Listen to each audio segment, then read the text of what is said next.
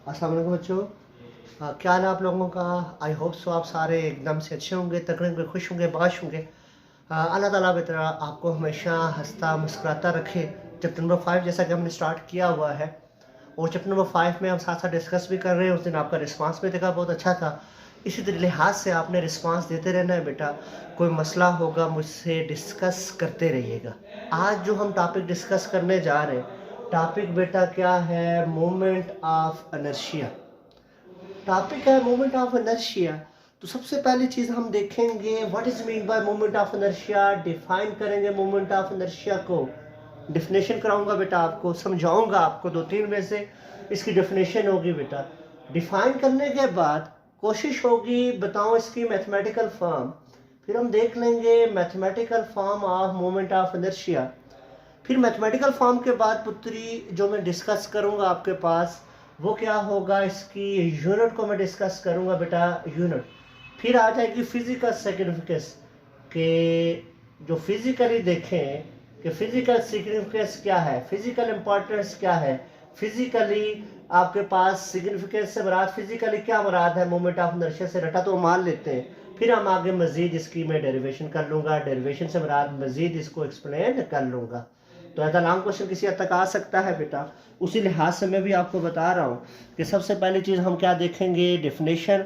Definition के बाद mathematical form, फिर यूनिट, फिर फिजिकल सिग्निफिकेंस और फिर एक्सप्लेन कर लेंगे मूवमेंट ऑफ इनर्शिया। पहले मैं वर्डिंग पे जाता हूँ। मूवमेंट से मुराद क्या है? Rotation. What is mean by movement? Rotation of inertia. Inertia क्या है सुनेंगे।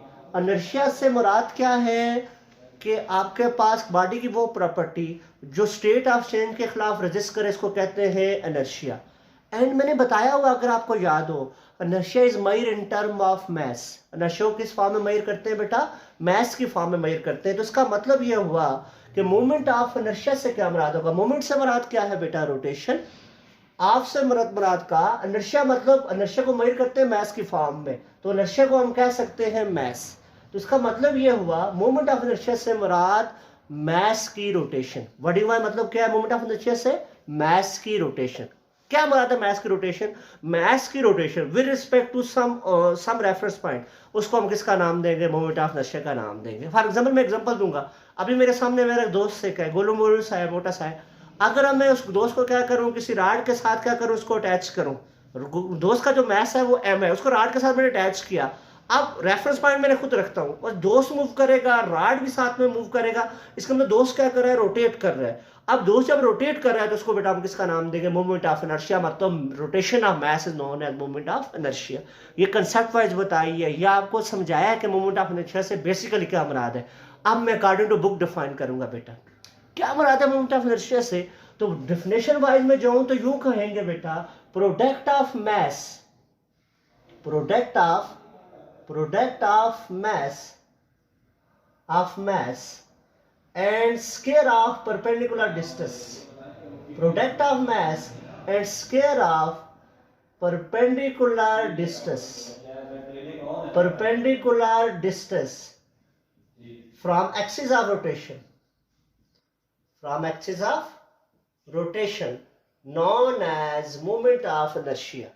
मैंने डेफिनेशन वाइज करें तो हम यूं कहेंगे, product of mass and square of perpendicular distance from the axis of rotation is known as moment of inertia. कि मास का परपेंडिकुलर स्क्वायर ऑफ डिस्टेंस के साथ जो प्रोडक्ट होगा उसको क्या कह सकते हैं बेटा? Moment of inertia. तो डिफाइन भी आपने यूं कर लेना है कि product of mass and square of perpendicular distance from axis of rotation is known as moment of inertia. Sir देखें डेफिनेशन तो हमें समझ आ गई, रोटेशन और मास भी बात हमें समझ आ गई। अब देखते हैं एक्चुअली फिजिकली क्या है। एक्चुअली उस बात नजर भी कुछ आई कैसे होता है product of mass and square of perpendicular distance. तो सुनिएगा, इसके लिए मैं यूं कहता हूं, अभी देखें मैं यूं कर लेता हूं आपको समझाने के लिए। मैं आपको यूं समझाता हूं बेटा, देखिएगा मैं ये कर लेता हूं। ये देखें, ये सपोज आपके पास मास है एम, ये किसी रेफरेंस पॉइंट के अलाउंग क्या कर रहा है? रोटेट कर रहा है। ये एक्सिस ऑफ रोटेशन आ गई। ये डिस्टेंस का क्या है? आर।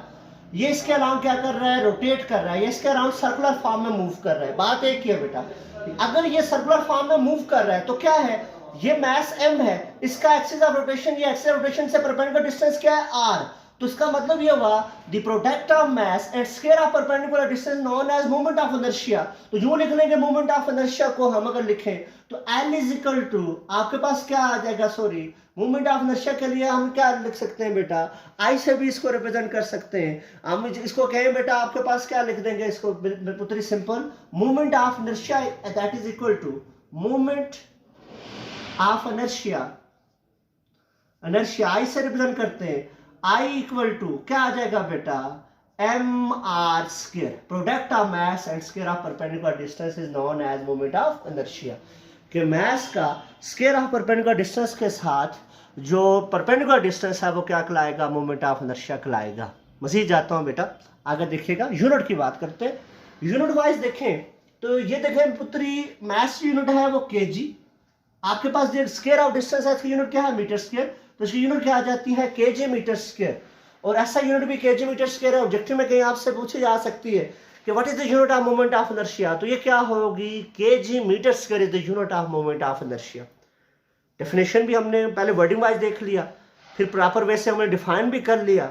अब ये है कि हमने मैथमेटिकल फॉर्म भी देख ली, यूनिट भी देख ली। अब बारी किसकी आती है बेटा, इसकी फिजिकल सिग्निफिकेंस की। क्वेश्चन ये राइज होता है कि मोमेंट ऑफ इनर्शिया हमने पढ़ लिया है, sir what is the physical significance. आपको शॉर्ट आंसर भी है बुक का और साथ साथ पूछा भी जा सकता है फिजिकली क्या मुराद है मोमेंट ऑफ इनर्शिया से। फिजिकल सिग्निफिकेंस कल सिग्निफिकेंस मैं समझाऊंगा और ये अच्छे से आपने नोट करनी है, साथ साथ पुत्र साथ साथ कॉपी पे लिखना है आपने। फिजिकल सिग्निफिकेंस की बात करें, मोमेंट ऑफ इनर्शिया की अगर हम बात करें तो ये बताता है कि moment of inertia play same role in angular motion as mass play a role in linear motion. कि लीनियर मोशन में जो मास जो काम करता है, मास समराज लीनियर मोशन स्ट्रेट मूव कर रहा है, जो मास जो रोल मास का है लीनियर मोशन के अंदर वही अगर कोई बॉडी रोटेट कर रही है, रोटेट समराज एंगुलर मूव कर रही है, वही काम एंगुलर मोशन में किसका है, मोमेंट ऑफ इनर्शिया का है।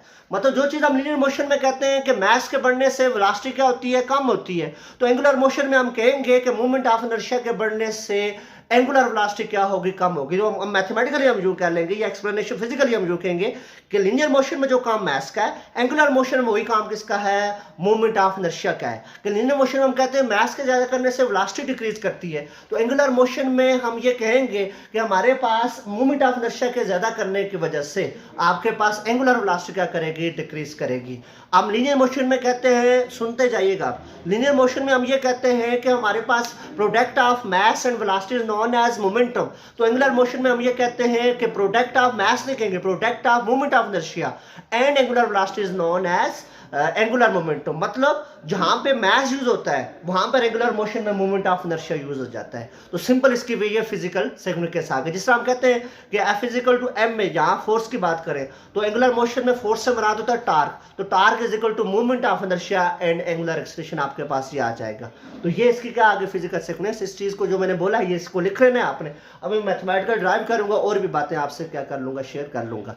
देखते हैं मैथमेटिकली इसको देखते हैं आपके पास मोमेंट ऑफ इनर्शिया को। तो मैथमेटिकली अगर हम बात करें तो पुत्र हम ये कहेंगे कि हमारे पास क्या है, let us consider a body that is moving in a circle. हम कंसीडर करेंगे एक बॉडी है जो सर्कल के अंदर मूव कर रही है, विच हैविंग मास m। इसका मास क्या है, m है। If we attach this body with massless rod, इसको बॉडी को अटैच कर ले मासलेस रॉड से एंड फिक्स एट ओरिजिन, उसको किससे फिक्स कर ले बेटा, ओरिजिन से फिक्स कर ले। ये हमने कहा कंसीडर किया हमने बॉडी जिसका मास m है उसको एक रॉड के साथ फिक्स किया और सेंटर पे क्या कर लिया बेटा, फिक्स कर लिया। सेंटर पे सिंपल क्या कर लिया बेटा, fix. If we apply a force F on that body, अगर इस बॉडी पर हम क्या अप्लाई करें, फोर्स F अप्लाई करें, then mass is moving, mass बेटा क्या करेगा, मूव करेगा। Due to motion of mass then rod that is attached with the mass also moving, rod भी क्या करेगा बेटा, मूव करेगा। दिस मीन्स दैट यहाँ मास की रोटेशन हो रही है और मास की रोटेशन क्या कहलाती है, मूवमेंट ऑफ इनर्शिया। तो इसका मतलब यहाँ पे क्या प्रोड्यूस हो रहा है, मूवमेंट ऑफ इनर्शिया। या हम यूं कहते हैं कि when we apply a force on it, जब इस पर हमने फोर्स अप्लाई की, जहां इस तरह लिखना भी ऐसे है कि when we apply a force on this mass then torque is produce in it. तो इसके अंदर क्या प्रोड्यूस होता है बेटा, torque. So tau is equal to R cross F। क्योंकि रोटेट कर रहा है तो उसके अंदर क्या प्रोड्यूस हो गया, torque. This is equation number 1। क्या नहीं करते मान, हम यूं कर लेते हैं आगे, tau is equal to R cross F, तो यहां से tau is equal to cross product खत्म करेंगे, R F sine of theta. बेटा देखें आर ये है, एफ ये है, आर और एफ के दरमियान जो एंगल बनेगा वो कितने का बन रहा है, 90 का, क्योंकि ये फोर्स लग रही है, ये रेडियस है, तो एंगल कितने का बन रहा है बेटा, 90। तो थीटा हो गया, क्या हो गया, 90 डिग्री। तो tau is equal to R F sine of 90 degree. बेटा जो साइन 90 होता है वो आपके पास होता है 1 के इक्वल, तो tau is equal to R F, ये आपके पास फॉर्म बन गई। टा इज इक्वल टू क्या आ गया, आर एफ आ गया। मजीद लिखता जाता हूँ बेटा, इसको मैं देखिएगा। बच्चा देखें, हम जानते हैं कि लीनियर मोशन में बात करें तो एफ इज इक्वल टू क्या होता है, एम ए। तो इसकी जगह लिख लेता हूँ, तो tau is equal to R, F की जगह value M A. This equation number 1। इसको मैंने किसका नाम दिया, क्वेश्चन नंबर 1 का नाम देते हैं। एज आगे इस तरह लिखना है, ये साथ में जो सिर्फ ये नहीं मैथमेटिकल कैलकुलेशन करके बैठ जाए बेटा, जो मैं बोलता हूँ वो साथ साथ जो वर्डिंग है वो आपने इस तरह रिप्रेजेंट करनी है। अब हम जानते हैं as when mass is rotating then acceleration produce in a mass that is angular acceleration. जब मास रोटेट करता है तो उसके अंदर जो एक्सलेरेशन प्रोड्यूस होता है वो कौन सा एक्सलेरेशन है बेटा, angular acceleration. So the relation between linear acceleration and angular acceleration is A is equal to क्या है, R alpha. A linear acceleration है, आर रेडियस है, अल्फा क्या है, angular acceleration. Putting this value in equation number 1, इस value को equation number 1 में put करें तो आपके पास क्या फॉर्म बन जाएगी, tau is equal to R M, एक जगह क्या आ जाएगा बेटा, R alpha, R M R alpha. यहां से टा इज इक्वल टू क्या फॉर्म बन जाएगी बेटा, M R square into alpha. Simple बच्चा क्या किया, मैंने लिखा tau is equal to R F, F की जगह लिखा एम में। आगे मैंने क्या किया, मैंने कहा मास चूंकि रोटेट कर रहा है बेटा, इसका मतलब रोटेट कर रहा है तो उसके अंदर एंगुलर एक्सलेरेशन होगा, तो वो क्या लिखा बेटा, R is equal to R alpha. तो यहां से आर अल्फा जब उठ गया तो M R square into alpha. कहता है इस इक्वेशन में देखें, आपको नजर आ रहा है बेटा, M R square is a moment of inertia product of mass and square of distance. कहते हैं इस इक्वेशन में देखें, M R square is the moment of inertia and alpha is the angular acceleration. Alpha आपके पास क्या है बेटा, एंगुलर एक्सलेरेशन है। तो यहां से देखें, मैं इसको यूं लिखता हूं क्योंकि ऑब्जेक्टिव पॉइंट ऑफ व्यू के लिहाज से ये चीजें बहुत इंपॉर्टेंट है। तो यहां से फॉर्म जो बन गई, tau is equal to M R square alpha.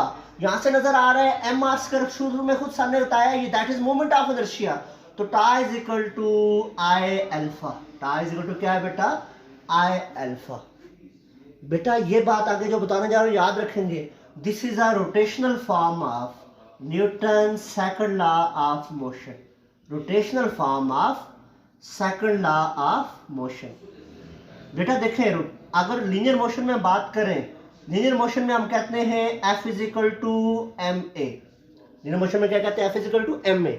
जब एंगुलर मोशन में जाएंगे तो एफ की जगह क्या आ जाएगा, टार्क। क्या आ जाएगा बेटा, टार्क। तो एफ की जगह एंगुलर मोशन में टार्क, एफ एंगुलर मोशन में जो फोर्स होती है वो टार्क होती है। तो tau is equal to M की जगह क्या आ गया, आई, ए की जगह क्या आ गया, अल्फा। मतलब लीनियर मोशन में क्या है, एफ, एंगुलर मोशन में एफ की जगह टार्क। एंगुलर लीनियर मोशन में क्या है, मास, एंगुलर मोशन में क्या है, moment of inertia. Linear motion में एक्सलेरेशन और एंगुलर मोशन में क्या आ गया, alpha. So this is also rotational form of Newton second law of motion. ये Newton second law of motion की क्या आ जाती है बेटा, रोटेशनल फॉर्म भी आ जाती है।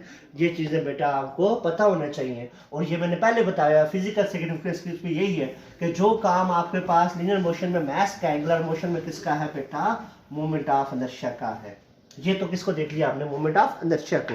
अब मजीद कहते हैं कि लॉन्ग क्वेश्चन में आ जाए तो हम यूं भी लिख सकते हैं, हेडिंग देख के, moment of inertia for rigid body, moment of inertia for rigid body।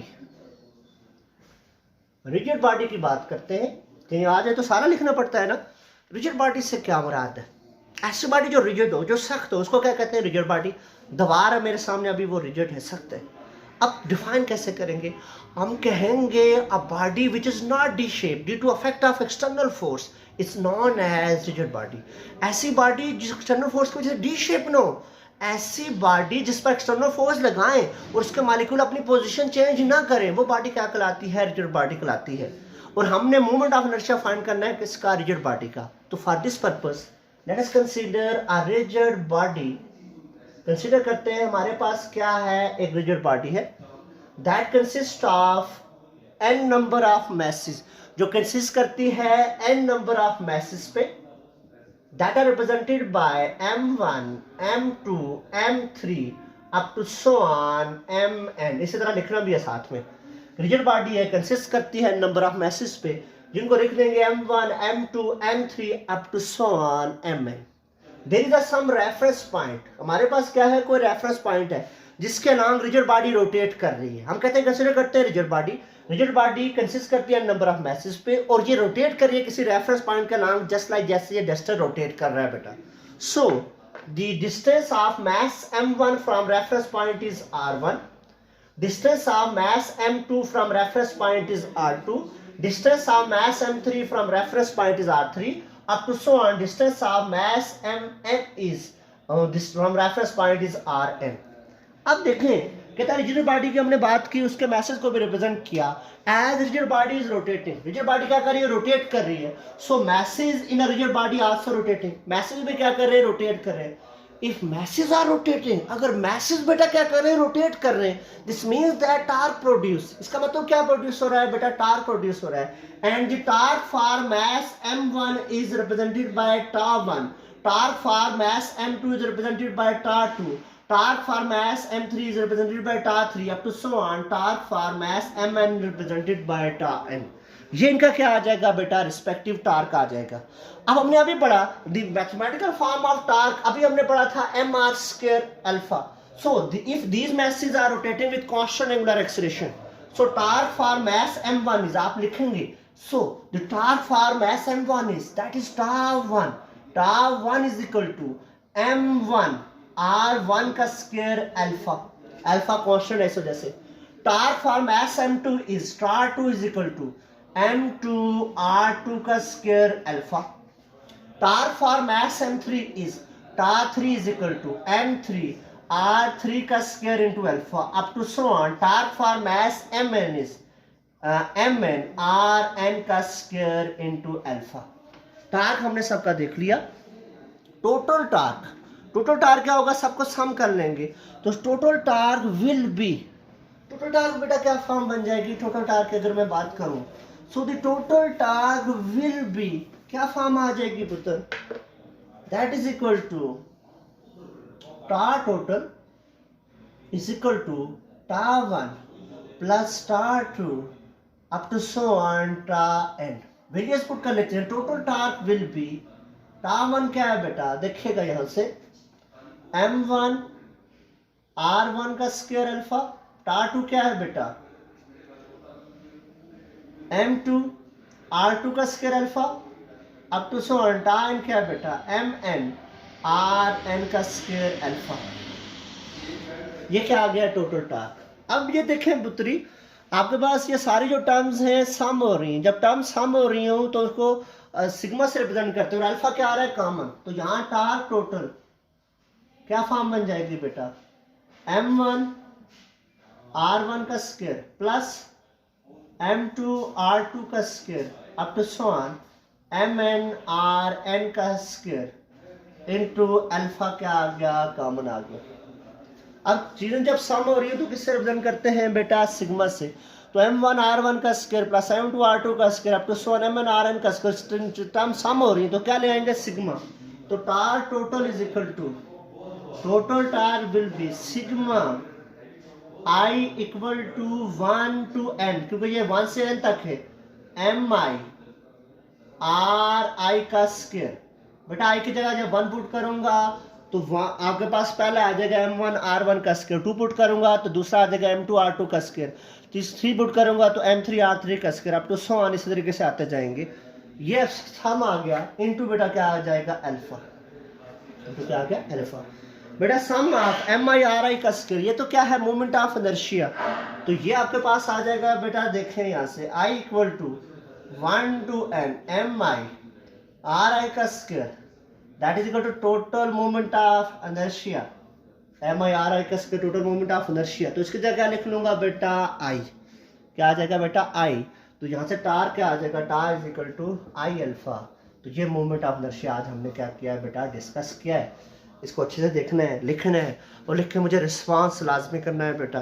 Response करने से मुराद, एक पहले भी आप मैंने सुना भी था, जब आपका रिस्पांस आता रहेगा तो हौसला बढ़ता रहेगा, हौसला बढ़ता रहेगा तो कोशिश होगी कि और अच्छे से अच्छा करें। कोशिश है बेटा और अच्छे से अच्छा करें, क्योंकि आपका रिस्पांस मेरे लिए बहुत ज़रूरी है। अपना बहुत सारा ख्याल रखेंगे, दुआओं में याद रखेंगे बेटा। अल्लाह हाफिज़।